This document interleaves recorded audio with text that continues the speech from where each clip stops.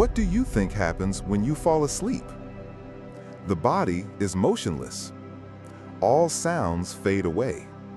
But the most essential part, consciousness, never sleeps.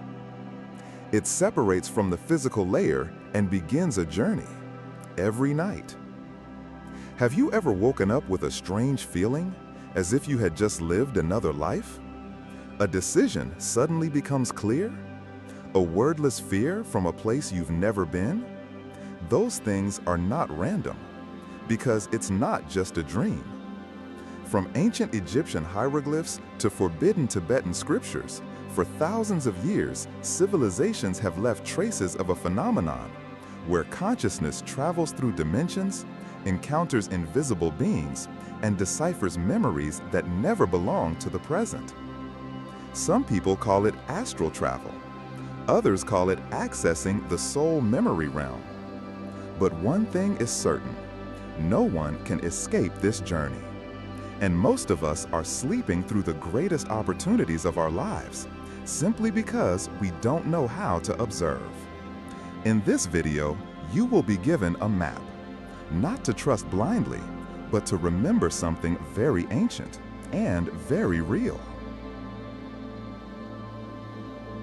We are taught that sleep is a state of rest, a natural shutdown of the body. But have you ever wondered, if you really lose consciousness at night, then who is the one dreaming? The truth is, sleep is not the loss of consciousness, but a form of altered consciousness. While your body rests and your nervous system shifts into a state of recovery, your consciousness, the most vibrant part of you, does not stop. It simply shifts its mode of operation, moving beyond the usual physical boundaries. This was observed by ancient cultures thousands of years before modern science began to catch up. The Egyptians believed that the soul temporarily left the body each night through the sacred gate. In the Tibetan Book of the Dead, the dream state is considered a replica of the dying process, where the soul learns to let go of the physical body. The ancient Greeks also said, sleep is the twin brother of death. Scientifically, recent studies have shown that sleep is not a uniform state. There are stages, from N1, drowsiness, N2, light sleep, N3, deep sleep, slow wave, to REM, rapid eye movement, where the brain operates almost as if awake, and dreams often appear most vividly. But the interesting thing is, in the REM state, although the body is temporarily paralyzed, consciousness is highly active, and many people report experiencing metaphysical events, such as out-of-body experiences, encounters with the deceased, or visions of the future. Quantum physicists like David Bohm or Roger Penrose once hypothesized that consciousness is not created by the brain, but rather resembles an energy field, operating outside of both space and time. The brain is just a receiver, like a radio. When we sleep, the frequency of the brain changes, and it can tune in to layers of reality that we normally do not perceive. From a spiritual perspective, it is believed that when you sleep, a part of your consciousness, known as the higher self or astral body, leaves the body through the silver cord, an energy connection between the soul and the physical body. If this silver cord remains intact, you are still alive. When it breaks, that is physical death. The silver cord cannot be seen with the naked eye, but many people who have experienced near-death, NDE, near-death experience, have described the sensation of leaving their body, floating on the ceiling, and still observing everything happening below before being pulled back by an invisible force. If you've ever felt like you were falling suddenly just as you were dozing off, or were woken up by a voice even though no one was around, you might have just begun this journey, but your consciousness isn't ready yet. Such symptoms are often manifestations of an incomplete out-of-body experience, when consciousness and the body are not synchronized in a transitional state. But this is not scary. In fact, this is natural. And once you realize that you are not just this body, you begin to explore your true nature. Sleep is a gift, not only for physical restoration, but also for connecting with deeper layers of consciousness. Each night is an opportunity to learn, to heal, to remember something that has been forgotten.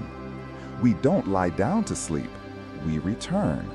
And if you are willing to observe more closely the seemingly meaningless dreams, if you are ready to step into the night with a clear intention, you will see that your consciousness has never been silent. It is just waiting for you to listen. When you drift into sleep, something strange happens, but you are so accustomed to it that you no longer notice. Your body lies still, but your consciousness does not disappear. It moves, not in the physical sense, but in another direction. A direction that modern science is beginning to touch upon, and ancient knowledge systems have described for thousands of years. Quantum physicists like David Bohm have said that reality is not what we see with the naked eye, but rather an unceasing flow of energy, where all consciousness is connected in an implicate order. In the state of sleep, when the physical senses are temporarily paused, you, or rather your consciousness, are liberated from the constraints of this material world. So where did it go? The first is through the layers of vibration, or planes that exist in parallel. You can imagine reality as layers of invisible waves stacked on top of each other. In the waking state, you only perceive the material layer, what your eyes see, what your hands touch. But when you sleep, especially during deep REM stages or the hypnagogic state between wakefulness and sleep, your consciousness can transcend this material layer and access other layers, known as the astral plane, the energy layer, or simply the other world. This is not an obscure mystical concept. In fact, there have been reports for thousands of years, from Egypt, India, Tibet, to Native American traditions, describing an almost identical phenomenon: consciousness leaving the body and entering another dimension, where everything is energy and thought is the tool for movement. The second is meeting other souls, or other versions of yourself. On the night journey, you may encounter people you don't know during the day, but when you meet them, you feel strangely familiar. Those could be souls that have been connected to you through many lifetimes. Or perhaps it is the parts forgotten in your mind, the memories, the pain, the joy that were once buried but have now returned to heal. Sometimes you meet another you, a parallel version of yourself in a different reality, where you made different decisions and lived a different life. These encounters are not illusions. They are signs of a branching consciousness system, where all possibilities exist simultaneously, as the many worlds interpretation in quantum physics has suggested. The third is the gates. The sacred time opens. Especially the period between the first and second sleep, if you follow the ancient biphasic sleep model, is the time when the energy gates are easiest to open. This is the moment when the veil between worlds thins. A slight tingling sensation, a buzzing sound in your ears, or the feeling of free falling before sleep, all are signs that you are about to cross this threshold. And finally, consciousness is the traveler, not the prisoner of the body. Science has yet to measure where consciousness goes, but they have clearly seen one thing: consciousness does not reside entirely in the brain.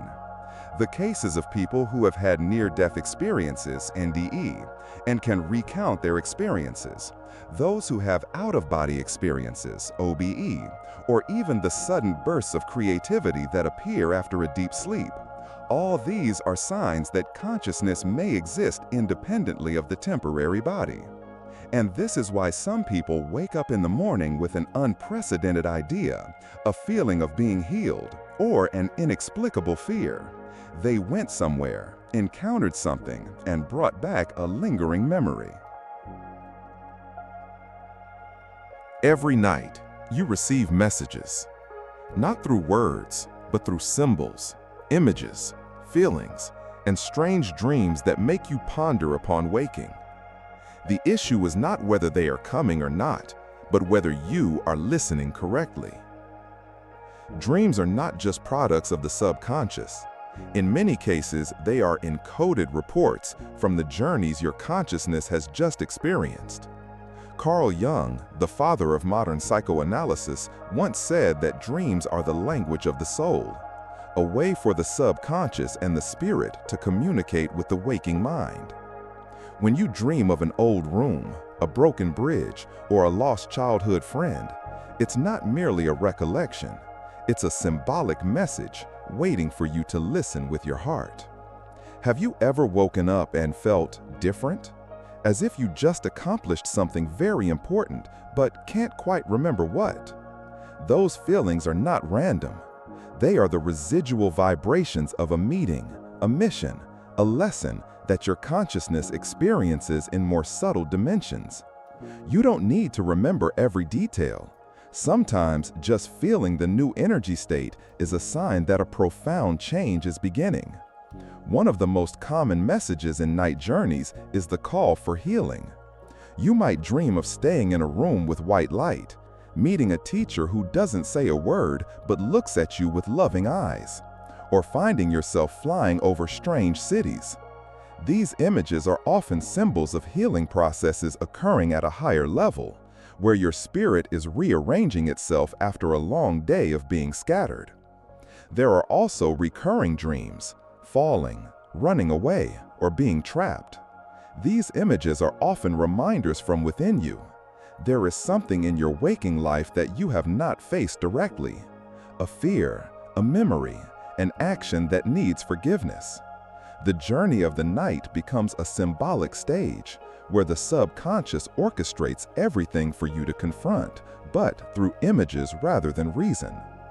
The important thing is not to decode dreams rigidly, but to learn how to feel their energy. Ask yourself, how do I feel after that dream? What is the dominant emotion? And what is that reflecting in your real life? Intuition, not logic, is the key that opens the gate to this understanding. So, if you ever thought that what happens in sleep is just fiction, think again. Every image you see, every place you pass through, every person you meet, they are all whispering something. And when you learn to listen with your whole soul, the night is no longer just a time of rest, but a journey of awakening. It's time for you to no longer be a passive participant in the journey of the night. If each sleep is a journey, then you can learn how to carry a map, and even learn how to become a navigator. Start with memorization. That's the foundation. When you wake up, lie still for a moment. Don't rush to grab your phone. Keep your eyes closed, take a deep breath, and let the images from the dream, even if fragmented, appear. Sometimes it's just a color, a feeling, a symbol. That is the first piece of the map. Write them down. Don't analyze it right away, just write it down. By doing this every morning, you are building a bridge between the invisible world and the tangible reality. Secondly, there is intention. Before sleeping, take a few minutes to program your consciousness. No need to complicate things. Whisper to yourself, "Tonight, I will open my heart to receive messages from my journey, and I will remember them when I wake up." Intention is a powerful wave of vibration. It guides your consciousness like a compass guiding a traveler in the night. Third, hypnagogic state. This is the thin boundary between wakefulness and sleep, where you can jump into the depths of consciousness. When you feel your body weightless, your mind gliding between dreams and reality, that is when you can take control of the journey. Observe without intervening. Maintaining a clear awareness in that state helps you have the ability to enter a lucid dream, or even experience an out-of-body experience, OBE. Fourth, practice love and gratitude before sleeping. It may sound simple, but the vibration of positive emotions will set a safe frequency for the night journey. It's like setting off in a sturdy boat instead of a floating piece of wood. The souls, the energy gates, the memories will respond in accordance with the frequency you emit. Finally, always ask questions. When entering a dream state or feeling like you are in somewhere else, ask, where am I? What do I need to learn? Who am I in this moment? These questions are like keys that unlock deeper layers of consciousness, leading you to untouched realms of memory. Every night, you don't just sleep. You step through the door leading to other dimensions, bringing back messages, forgotten fragments of souls, and lessons yet to take shape. You don't need to become a spiritual expert to start. Just a soul ready to listen and a clear intention that you want to remember who you are. If these things resonate with you, it might not be you who found this video, but rather the journey last night that brought you here. Leave a sign that you are still awakening with us.